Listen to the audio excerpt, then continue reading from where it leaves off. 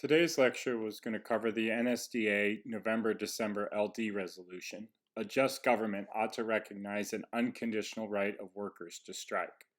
I'll begin the lecture by talking about some of the definitions, which are going to be especially important on this topic. Then I will discuss affirmative arguments and negative arguments. First of all, just to look at the resolution, a just government ought to recognize an unconditional right of workers to strike. I think there are a few very important words in this resolution. The first is that, just kind of starting in order is workers. Then kind of what does it mean to strike? And then what does it mean to kind of strike unconditionally? Those are all very important words that are going to play out in the resolution. So to begin, let's start with the worker. A worker is pretty simple, right? A person who does a specified amount of work or works in a specified way. You could have a farm worker, someone who works for Amazon, basically anyone who does anything for pay to get any type of money. A just government, this is obviously common in many Lincoln Douglas topics. You're just looking at a government that they're saying acts fairly or morally. So it's saying, well, if you have a fair government or a moral government, would you recognize this unconditional right to strike? Now, then we have kind of a question of kind of a right. A right can be interpreted in a couple of different ways, right? If employees have a right to strike, you could say, well, gee, the government can't interfere with that, right? They're just out there striking. The government kind of can't send in any police or military forces to suppress the strike. That's one way. The second way you can interpret it is that when the government recognizes this, that they're actually protecting it, right? So imagine that workers decide to strike, but a company comes in and tries to shut the strike down and force the workers back to work. Maybe that provides an obligation. The recognition of this right means the government has to protect it, has to protect a right. So it's just something to consider and think about. But either way, you're looking at some government involvement, either by saying you do have this right to strike, or to take it a step farther, that the government's going to come in there and the government is going to protect it. Now, what is a strike? It seems like, everybody has an intuitive concept of this, right? We have some workers who are unhappy. They might be unhappy with their pay. In the modern world, they might be unhappy with their COVID protections. They might be unhappy with their retirement. So they kind of band together, usually through a union, and it's a union that authorizes the strikes. You have this group of workers who form a union, and they say, look, we're going to stop working. We're just not going to go back to work anymore. We're not going to work. Now, it kind of gets a little bit kind of interesting, right? In a couple ways. Obviously, people could just quit their jobs. We don't really kind of consider that a strike, right? So most people say that it has to kind of be an organized collective action that has a purpose. Usually the purpose is improving the working conditions. We'll talk about unconditional a little bit, but generally it's a group of people who decide to stop working until their demands to improve their working conditions are met, or at least until there's a successful negotiation between the employer and the employee over the improvement in the working conditions. It could also, a second thing to think about is like, well, maybe these people are entitled to get their jobs back, right? Like perhaps during the time of the strike, if it's an actual strike, the employer can't just replace all the employees. So that's like a second consideration. A third consideration may be, so the employer in that way is protecting the employees' kind of right to kind of start working again once this is resolved. Some people say that employers should have to continue to provide health benefits. That's kind of a little bit less, but it's generally for the purpose of improving working conditions, right? So it's something to think about as we kind of segue into an unconditional strike. Like, could this just be about anything? Can the workers just stop working? What's the difference, as we see often, between a work stoppage or a one-day walkout? Sometimes you see that employees, all decided not to work for one day to protest like a company's climate policy or a employee's healthcare policy, or the way they've managed COVID, but it's just like a one-day walkout. Is that really a strike? It's probably not a strike, because they are just kind of doing this for one day with the intention of going back to work. But there are entire articles written on kind of like what is a strike, and this resolution does not even have like, it doesn't limit it. It doesn't say like the United States should or a just government like in the United States. This is worldwide.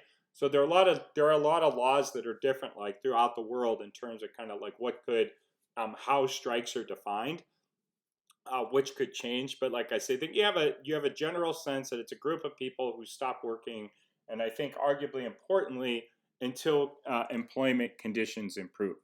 Now, the resolution calls for a kind of a just government recognizing an unconditional strike, which I think is going to become a very, very important part of the resolution because, first of all, it's kind of hard to define. It just, I don't, it is kind of a struggle to even figure out like what this means. That I guess it just means like any workers can strike anyhow, anywhere, without any conditions at all that can be imposed by anybody, whether it's their employer or the government, the government of like where they live, right? So if you're striking in Spain, the government can't put like any limits on this, and neither can your employer.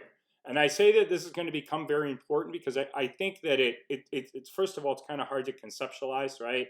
If there are no limits at all, right? A strike kind of has, as we just discussed in the definitional section, like a strike kind of has a limit, an intuitive limit in most cases where workers are trying to improve working conditions, but there are no limits at all. It's kind of hard to, how does it retain like what a strike is? But it's just, second of all, it's difficult to defend because it's hard to find any advocacy for this, that anybody really says that just workers everywhere should be able to strike without any conditions at all, right? So, there are some potential conditions where like, maybe strikes don't hold or shouldn't hold. For example, in a war, if there was a war going on, if China like attacked Taiwan and got into a war with the United States, I don't think we'd want to allow our steel workers to strike because we would need that to survive the war. So that's like a kind of potential counter plan or alternative advocacy for the con.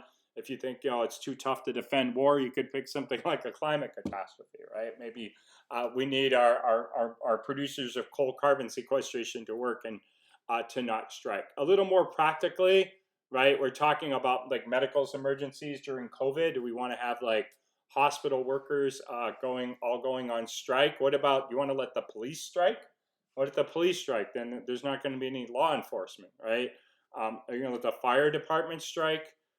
It's very difficult. In most countries, they don't allow like the police, the military, the fire uh, to strike, right? So a certain element of the public sector, even in countries that have really liberal strike laws that allow a lot of striking, they don't really allow the police, the fire department, and the military to go and strike for obvious reasons, right? So you could kind of look at kind of like a size of a business. Maybe if business only has a few workers, it could, an unconditional strike could hurt the business, or a business that provides healthcare, or simply things like that. Because really, and even in a like, so that's like a practical sense, a pragmatic sense.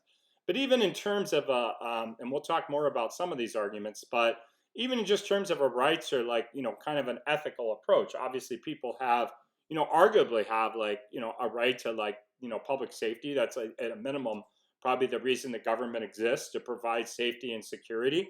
There's a lot of debates in society about the role of the government, but most people think that the government ought to be able to provide a police force and the military, to protect the individual and to provide for the common defense. And if you take that away, that kind of infringes on my right or another citizen's rights to kind of have a functioning society, right? To right, as part of the social contract, like we agree to support the government, exchange the government provides us um, with some basic services, and if we can kind of strike and eliminate those services. So I think that's why it's really, really hard to defend. It's very, very difficult to find any evidence that says strikes should be unconditional.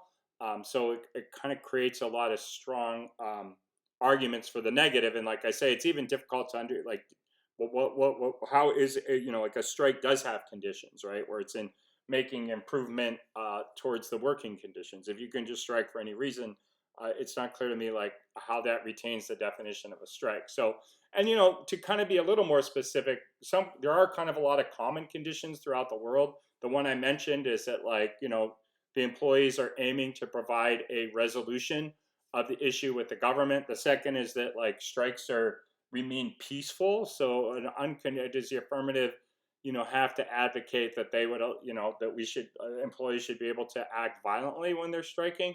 And another idea too, and contracts are going to be a big and big negative argument, is just kind of like, can people strike within the terms of the, you know, should people be, when employer unions kind of negotiate a contract with the employer, and then employees kind of who are part of the union agree to this, often even like that contract will specify outline terms and conditions of a strike. So it's not clear why employees should be able to violate the own conditions of a strike that they negotiated with their employer. I mean, that certainly threatens the rights of the employer and also potentially the rights of other employees who kind of want the strike to occur within the conditions that have been outlined. Before we get into pro and con arguments, just look at the values implicated. It's obviously utilitarianism, like in every topic, the greatest good for the greatest number. There's going to be a debate about rights, right? Recognizing a right to strike. You have your kind of individual rights conceptions, your morality claims about protecting individual rights. You also kind of, as we'll talk about second, you have kind of the rights of kind of private industry, right? And whether or not they have a right, certainly under these contracts, they have a right to form a business, which means that the business should be able to function. As I mentioned, there's the contracts themselves between the employers and the unions, which include the employees. And I think there is kind of a important part here that this is kind of the government is kind of protecting individual freedom of the worker, but it is kind of threatening the freedom of private companies to establish their own businesses, to establish contracts with their unions and their employees, if they're just going to say that no matter what, they have a right to unconditionally strike. So let's go into the kind of some of the arguments here, and these are some general arguments, and some of them have a little bit more of kind of a policy spin, but there's also just some kind of rights-based argument. The most common one, of course, is just kind of labor abuse. That workers are treated poorly, whether it's through pay or working conditions. And then that these companies, these very powerful companies with a lot of resources tend to dominate them in order to increase their profits, and that allowing an unconditional right to strike would reduce this. The second, of course, is that if you improve the working conditions, if you improve labor conditions, then you can improve wages. That could reduce poverty. Structural violence types arguments, are very common in Lincoln Douglas debate that just say that, everyday violence that occurs is really a lot of lives are lost due to poverty. We're always worried about war. We should worry about the violence in the structures of our society, and perhaps the unconditional right to strike could reverse that. U.S. leadership, this may make the U.S. look stronger. You might make some kind of labor-specific link argument to U.S. leadership. But there's also just evidence about how growing inequality, not just in the United States, but kind of in the Western world, reduces the appeal of democracy. It makes the West less credible. I say U.S. leadership, that's because a lot of the evidence that people are going to have, just because of the way those arguments get debated. And of course, you would assume that the U.S. is kind of an actor, right, under this resolution. But widespread kind of inequality and poverty, and you do have a growing rich-poor gap in the United States, can undermine the credibility of the U.S. model and the Western model generally. This could also kind of mobilize kind of democracy. You get more people involved in unions. You can get people involved in reducing corruption. And then there's some types of rights-based arguments, expression. When you're striking, you're expressing yourself, you're communicating. A lot of this kind of arguments, like the general idea of kind of allowing unions and protecting union rights, including the right to strike, is that people should be able to have a freedom of association, which individuals should have, and then make groups within their workplace. Now, those groups are unions, but that would extend to their ability to form a union and decide to strike. Obviously, an extreme end, this could avoid slavery. People could just decide not to. Should be able to decide not to work now. But of course, even then, like, workers are always just free to quit their jobs, right? It's just that if you want to go on a strike and kind of have the option of returning, right, then that's kind of more of a formal strike. You're always kind of free to leave. Some people say this is protected by the constitutions of different countries, and the U.S. Constitution, specifically in terms of freedom of association. There's obviously nothing in the Constitution that speaks exactly to a right to strike. There's different arguments as to why this is protected under international law. I say de-development because there's a lot of arguments. On the con, we'll talk about the con. This could really hurt the economy. As you all know, like just from living, right? There's a worker shortage now, and there's some other reasons. This could have some pretty difficult effects on businesses and probably really, really undermine the economy. But affirmative teams may wish to say, well, it'd be good to destroy the economy. In terms of kind of some general policy arguments, there's politics, right? This could probably hurt the reconciliation bill. It's probably going to alienate people like Manchin and Siena, who are trying to, or kind of more traditionalists, right, in the Senate. They want to get more people working, not less people working. They want to get the economy going again. They're worried about inflation, which would increase if we had even fewer workers to produce goods than we had now. And it may kill at least maybe in the status quo, we're going to get a compromise on a mid-level reconciliation bill, a $2 trillion reconciliation bill, which would make it possible to get the liberal elements to support the infrastructure bill. So there's definitely, this is an extremely liberal policy, an unconditional right to strike, which could link to politics. The second, I think, is kind of labor shortages and just related arguments, right? Like, there are a lot of places the economy is really struggling to get people back to work. That's kind of everywhere, right? So if more people strike, and there are no conditions under which they're going to return, that could hurt the economy. As I mentioned, could also increase inflation.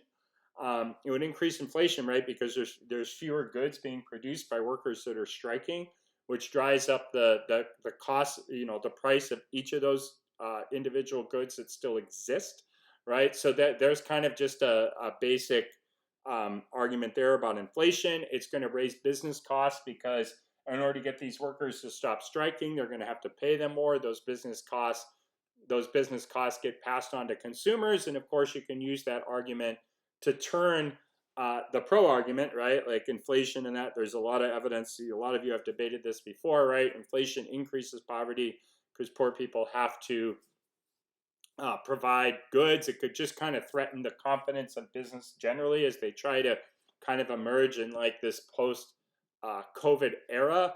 And look, all the contracts, like even think about it just as a business, any contract you currently have with the union and your workers that kind of govern like labor relations and how a strike like might occur and the conditions under which that would occur and how it would get resolved, essentially all just get tossed out the window by this new unconditional right to strike.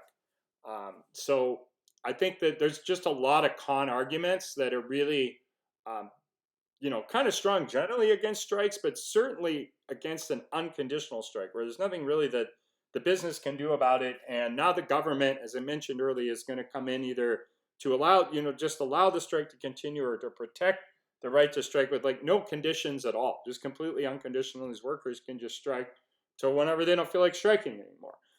So basically all the contracts and everything that exist now are just essentially going to get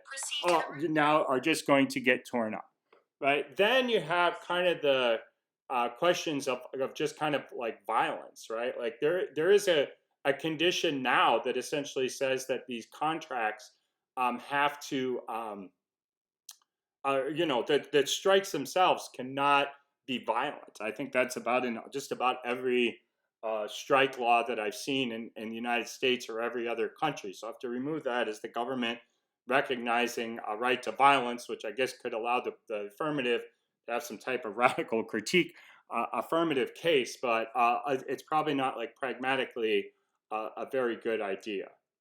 Now, in terms of negative arguments, again, now look at answering the rights arguments. I think you want to really kind of strongly challenge the idea that this right should be unconditional. I mean, it's really hard. I honestly haven't really even seen any good evidence that says it should not be conditional. It should just be completely unconditional. I found one piece of evidence that somebody had cut that kind of was creatively highlighted to kind of maybe it kind of talked about this idea of unconditionality, but I didn't really think the evidence when I looked at the article was really arguing that the strike should be unconditional. And I would really, in the cross-ex of our negative, really ask the affirmative to see like every piece of evidence they had that said a strike should be unconditional. I'd heavily scrutinize any piece of evidence.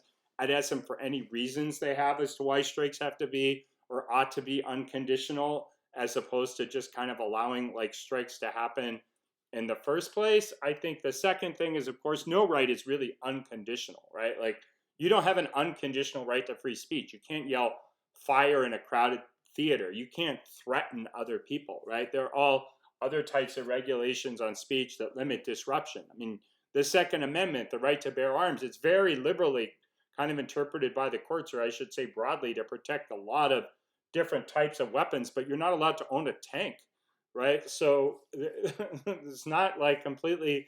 You can't take any right in the Constitution. There's always kind of competing societal interests, right? Like rights compete against overall societal interests. So third is if it's unconditional, it makes it very difficult for like I don't know how you kind of bargain, right? It's just like, well, the government's going to allow us to do whatever we want, so you're going to have to agree to everything we say, or like we're all just going to leave. Like it kind of kills bargaining um, with employers, right? And then there are other interests, right? Like I've talked about some of these. Some they're societal interests. The owners of businesses, they have interests whether you like them or not, right?